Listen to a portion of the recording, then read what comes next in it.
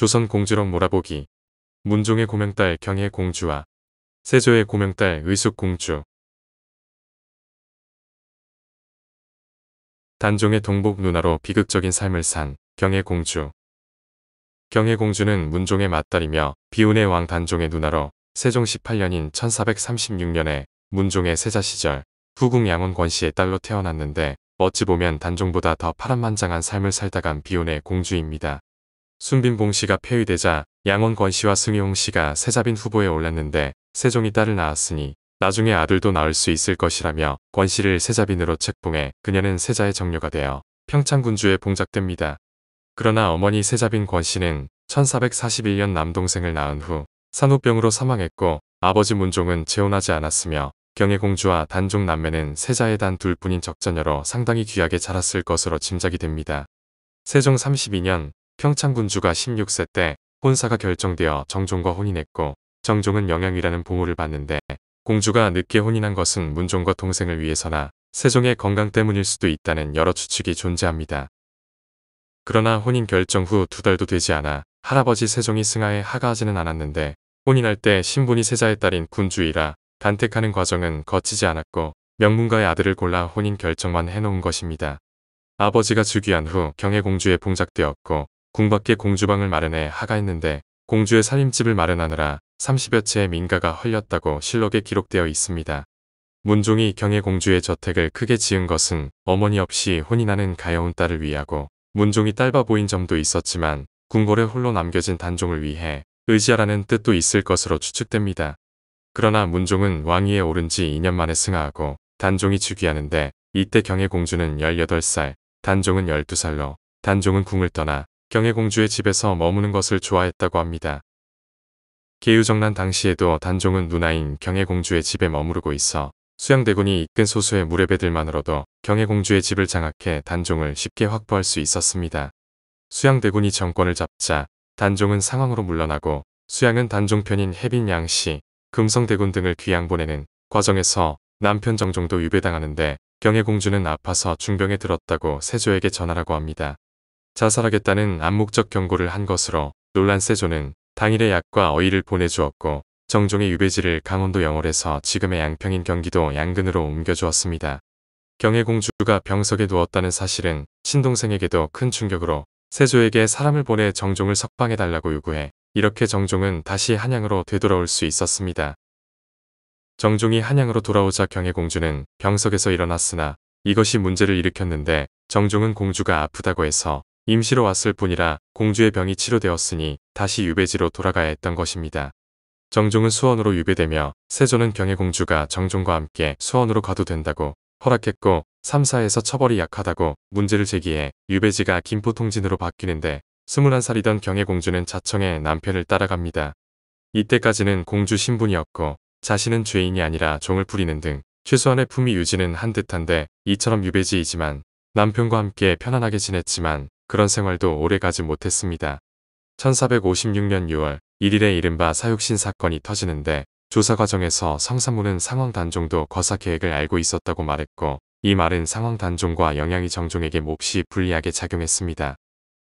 유배 중이던 정종을 시종하던 종들은 모두 지방의 관노로 쫓겨났을 뿐 아니라 정종의 모든 재산이 몰수되었는데 혹시 정종과 단종 사이에 연결고리가 될 수 있는 인맥과 자금을 차단하려는 조치였습니다. 또 유배지가 경기도 통진에서 전라도, 광주로 바뀌었는데 정종을 단종이 머무는 한양에서 멀리 떨어뜨려 접촉하지 못하게 하기 위해서로 이렇게 경의 공주는 남편을 따라 전라도 광주까지 가게 되었습니다. 광주에서는 통진에 비해 감시가 훨씬 심했는데 주변의 담장과 난간이 높게 둘러져 있었고 감시병들도 많아졌으며 남자종은 부릴 수 없었고 여자종 3명만 부릴 수 있었습니다.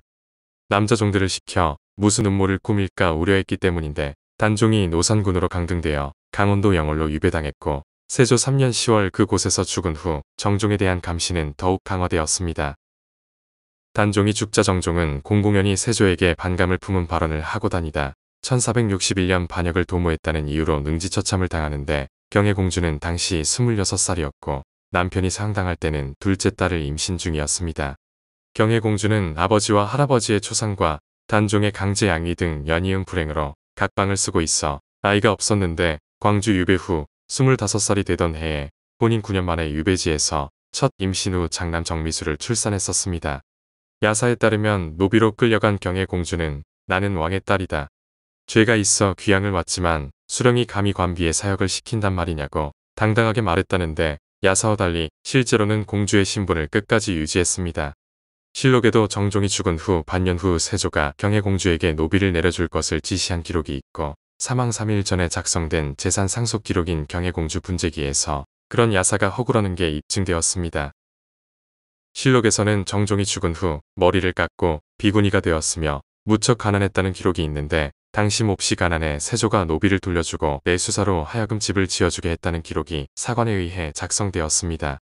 세조와 정의왕후도 죽은 단종과 노비가 된 경혜공주에 대한 동정 여론을 의식해 그 해에 바로 서울로 불러들였으며 정의왕후가 공주의 아들 정미수를 궁궐로 데려와 길렀습니다. 경혜공주는 딸을 출산한 이후 출가해 27살의 비구니가 되었는데 친동생 단종이 왕권을 뺏긴 것만으로도 억울한데 동생은 살해당하고 남편은 영모죄로 거열령을 당했으니 삶에 미련이 없었을 것입니다.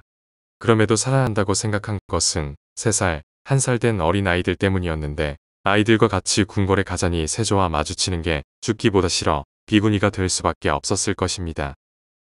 원수 소굴이나 다름없던 궁궐의 자식들을 맡긴 것은 어머니 현덕왕후의 친정노비이며 경혜공주의 유모였던 백어린이의 도움이 컸다는데 자을상군의 유모였던 백어린이가 설득했을 것으로 추측됩니다. 세조 11년인 1465년 4월 1일 경혜공주가 출가한 지 4년 후 아들 정미수가 10살이 되던 해에 경혜공주는 정미수와 함께 세조를 만나러 찾아가는데 당시 세조는 피부병이 가장 악화될 시점이었습니다. 정의왕후를 비롯한 주변 사람들이 지금 왕을 찾아가면 자식들을 면천을 시켜줄 것이라고 말했을 것으로 추측되는데 경혜공주는 자식들을 위해 원수와 결판을 짓기로 결심을 합니다. 결국 경혜공주는 세조에게 지원받은 집과 노비를 사용하면서 표면적으로는 세조의 세상을 인정하고 아들과 함께 세조를 문안하는데 자을상군이 성종으로 즉위 후 정미수가 돈영부 벼슬을 하게 됩니다. 이때 정미수가 죄인 정종의 아들이라는 이유로 맹렬한 반대 상소가 올라오지만 성종은 세조의 뜻이라는 이유로 반대를 무릅쓰고 정미수를 파직시키지 않았습니다. 그러나 어린 아들이 조정에서 벼슬을 하는 모습에 마음이 놓였던 것인지 아니면 더 이상 살 필요를 느끼지 못한 것인지 약 7개월쯤 후 경혜공주는 39세라는 젊은 나이로 한많은 생을 마칩니다.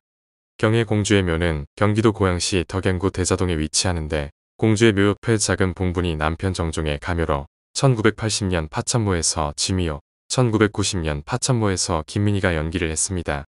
1994년 KBS 한명회에서 전소희가 1998년 KBS 왕과비에서 김미주가 연기했고 2011년 KBS 공주의 남자에서 홍수연이 주연급으로 등장해 시청자들에게 깊은 인상을 남겼습니다. 세조와 정의왕후의 적장녀 의숙공주. 의숙공주는 사실상 세조의 유일한 딸인데 태어날 때 세조는 수양대군이었고 단종 1년인 1453년에 정인지의 차남 정현조와 혼인했지만 세조가 왕위에 오르자 의숙공주가 되었고 정현조도 하성 위에 책봉되었습니다.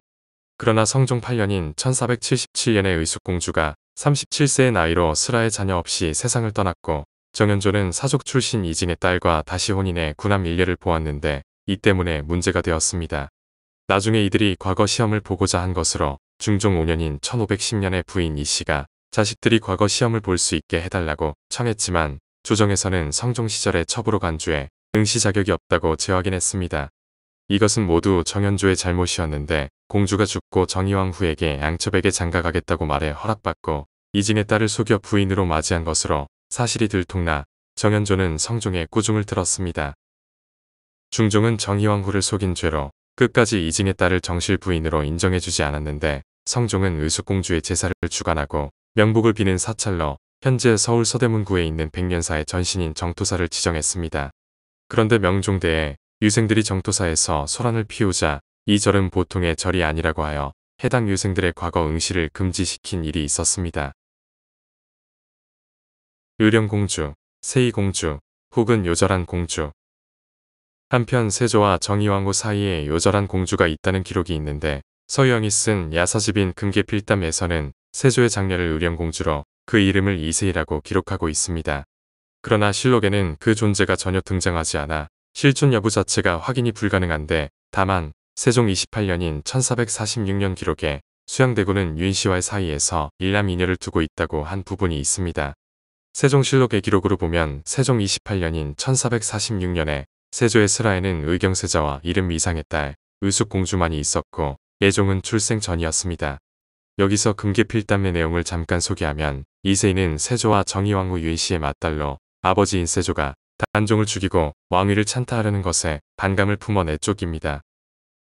정의왕후는 딸을 가엾게 여겨 세조 몰래 세희를 충청북도 보은군으로 보내서 살게 했는데 이곳에서 만난 총각과 결혼을 하는데 부부는 서로 자신의 정체를 숨겼다고 합니다. 그런데 나중에 알고 보니 남편은 김종서의 손자로 계유정난 당시 세조에 의해 김종서 일가가 멸문했지만 멀리 유학하고 있어 다행히 살아남았다고 합니다. 부부는 그 사실을 알고도 헤어지지 않고 동굴에 숨어 살았으나 세월이 지나 과거의 일을 후회한 세조가 그들을 정식으로 공주, 부마로 받아들이려고 찾아가자 어디론가 사라져버려 찾을 수 없었다고 합니다. 이세희와 김종서의 손자가 실존 인물이었을 가능성은 낮은데 정사에 기록된 세조에 따른 의숙공주뿐이며 왕실족보인 선언록이나 조선왕조실록에서 다른 딸의 이름은 찾아볼 수 없습니다. 계유정난 후 김종서의 후손은 모두 노비가 되었다고 알려졌기 때문에 유학 중이어서 화를 피한 손자의 이름도 찾을 수 없고 김종서의 본관인 순천 김씨에도 금계필담의 이야기가 전해 내려오지만 기록된 것은 없습니다. 다만 정인지가 지은 소원왕후의 영릉지문에는 수양대군이 윤씨와 결혼해 일남이녀를 두었다는 기록이 있어 나머지 딸의 정체가 불분명한데 세종대왕의 행장에서는 수양대군의 자녀가 이남일녀라고 기록되었습니다. 아들이 2명이 된 것은 예종이 태어난 이후라 그렇지만 딸 1명의 존재가 사라진 것으로 이를 두고 세조는 수양대군 시절 딸 2명이 있었으나 왕위의 즉위 후 내친 딸의 존재를 지웠다고 보기도 합니다. 그러나 1450년인 세종의 승하 시점에 수양대군은 그저 하나의 왕자일 뿐이라 이 정황은 딸 하나가 일찍 죽은 것이란 추정을 할 수 있습니다. 2011년 계엄필담의 이야기를 모티프로 한 KBS 드라마 공주의 남자가 방송되었는데 이세령이란 이름으로 바뀌었고 분노가 극에 달한 세조가 세령의 기록을 없애는 것으로 나왔습니다. 충청북도 괴산군과 경상북도 상주시에 걸쳐 있는 백악산에 있는 동굴인 보굴이 실제로 2사람이 숨어 살았다는 동굴이란 이야기가 전해 내려옵니다. 공주의 남자의 남편으로 등장하는 김승유라는 인물은 계유정난 후 살아남은 것은 사실이나 이미 계유정난 전에 결혼을 했던 인물로 김종서의 손자가 아닌 셋째 아들입니다. 결국 이 이야기는 김종서가 비교적 후한 평가를 받기 시작한 후 세조의 행동을 비판하기 위해 창작한 이야기일 것이라는 추측이 있습니다. 또 고려대학교 국문학과 교수인 장효연은 세조가 참혹하게 사람들을 죽인 과거를 말년에 후회했던 것을 사실로 받아들이고자 하는 민중들의 바람이 반영되었다고 해석했습니다. 오늘 조선공주로 몰아보기는 문종의 고명딸 경혜공주와 세조의 고명딸 의숙공주였습니다.